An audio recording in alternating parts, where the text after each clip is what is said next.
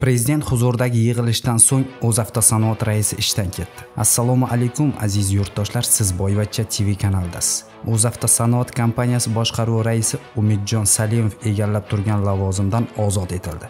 Bu haqda O'zbekiston 24 telekanalining Axborot 24 dasturida xabar berildi. Prezident Shavkat Mirziyoyev 26-iyun kuni avtomobil sanoatida joriy yil uchun belgilangan ishlab chiqarish va eksport ko'rsatkichlarini ta'minlash tarmog'ining rivojlanishi, istiqbollarining belgilashi masalalariga bag'ishlangan yig'ilish o'tkazdi. Unda avtomobil sanoat mamlakat iqtisodiyotida muhim o'rin tutishi, lekin keyingi paytlarda ishlab chiqarish va eksport hajmi kamayganini qayd etildi.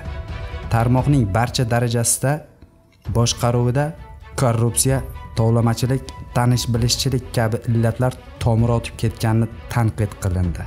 O'zavtosanoatga avval Bosh prokuratura tizimida faoliyat ko'rsatgan Shavkat Umurzoqov rahbar bo'lganini bildirmoqda.